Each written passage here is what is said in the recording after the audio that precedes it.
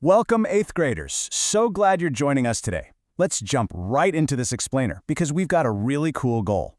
We're going to take some of these huge kind of abstract ideas about how the universe actually works and turn them into concrete, physical action.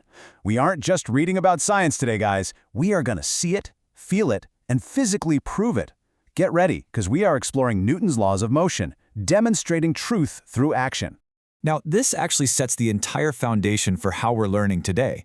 Our source material points us to a really great guiding scripture, 1 John 3:18. It says, "Let us not love with words or speech, but with actions and in truth." You see, true understanding really happens when we step beyond just staring at words on a page and put that knowledge into physical action. Just like love requires actual action to be real, well, science requires demonstration to be proven. So think about this for a second. Why do we even bother doing experiments? I mean, why not just memorize the textbook and call it a day?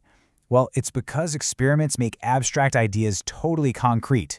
When we see Newton's laws operating right in front of our eyes, we can measure them, we can observe them, and we confirm the rules of motion for ourselves. Honestly, seeing these laws in action is just the absolute best way to lock in your understanding. It takes the what and turns it straight into the wow.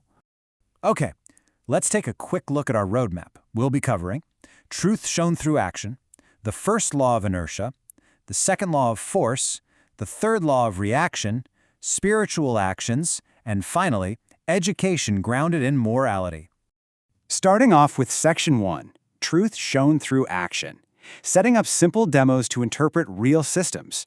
Moving into Section 2, First Law, Understanding Inertia. An object at rest stays at rest. You've definitely heard that famous phrase, right? An object at rest stays at rest. But let's actually define it. Inertia is basically the tendency of an object to resist any changes in its state of motion. Just imagine a ball sitting perfectly still on a flat table. It wants to keep doing exactly what it's currently doing, which is absolutely nothing. It's going to resist moving and just stay perfectly still until someone or something comes along and applies a force to it. The universe is actually kind of lazy. Things just don't want to change what they're doing unless they absolutely have to. And this brings us to a brilliant way to see the first law in action. We call it the coin and card trick. Here's how this demo works. You place a standard playing card right over the mouth of a cup, put a coin directly on top of the card, and then you just quickly flick the card out from under the coin. And what happens? The coin drops straight down into the cup. No way, right? It doesn't fly off with the card. And why is that? Because of inertia. The coin was at rest, and it really wanted to stay at rest. You applied force to the card, not the coin. All right, Section 3, Second Law, Force and Mass. Measuring acceleration in moving systems. Now, I want you to imagine what happens when we take an object that's already moving and we start piling extra weight onto it. How's it going to change things? Well, that leads us to the second law of motion. It tells us that the acceleration of an object depends directly on two specific things: the net force acting upon it and the mass of the object itself. It's totally a balancing act. If you want something to accelerate, obviously you got to push it. But exactly how hard you have to push, that depends entirely on how heavy or massive that object actually is. Let's break down the why by picturing a super relatable scenario. Imagine you're at the grocery store. Compare pushing a light, completely empty shopping cart versus pushing a heavy one that's just packed to the brim with groceries. To get that heavy cart to accelerate at the exact same speed as your empty cart, you're going to have to push it with significantly more force. Simply put, more mass means way more force is required. And we can easily prove the math behind this second law with a cart acceleration demo. Step 1, we take the exact same cart and test it out with different weights. Step 2, we apply force to the cart, and Step 3, we measure and compare the acceleration. When you physically do this in the classroom, you literally feel the second law working right in your muscles. The heavier the cart gets, the harder you have to push. Up next is Section 4, Third Law, Action and Reaction, Equal and Opposite Forces at Play. Now, defining the third law is actually pretty simple, but the implications of it are absolutely massive. It states that for every single action, there is always an equal and opposite reaction. Essentially, this means that forces in nature always, without exception, operate in pairs. You literally cannot touch something without it touching you back with the exact same amount of force. Kind of mind-blowing, right? To really see the how of this law, we're going to use the balloon rocket. Step 1, you inflate a balloon. Step 2, release it so that all that air escapes rapidly out the back. And Step 3, Watch that balloon absolutely shoot forward.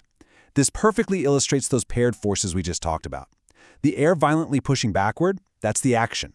And the balloon launching rapidly forward, you guessed it, that is the equal and opposite reaction. Okay, so the crucial point is making sure we actually retain all this. Time for a quick homework check. I want you to actively challenge yourselves here. Which of the demos we just covered best fits the first, second, and third laws? And how do these demos connect to your actual everyday life? Think about things like riding a bike or suddenly slamming on the brakes in a car. And lastly, which demos surprised you the most today and why? Keep these questions in the back of your mind. They're honestly the key to truly grasping the science. Moving on to Section 5, Spiritual Actions and Consequences. From physical physics to spiritual reality. Now there's a really powerful analogy our source material draws here. Newton's laws constantly remind us that every physical action has a consequence. We just saw how escaping air pushes a balloon forward. But here's the thing. Spiritually and morally, our deeds work in exactly the same way. Our words and our actions, whether they're positive or negative, create absolute reactions in the lives of the people around us. It's just like that balloon rocket. When you release positive words, you uplift and push the lives of others forward. We're called to act in ways that really honor and uplift those around us.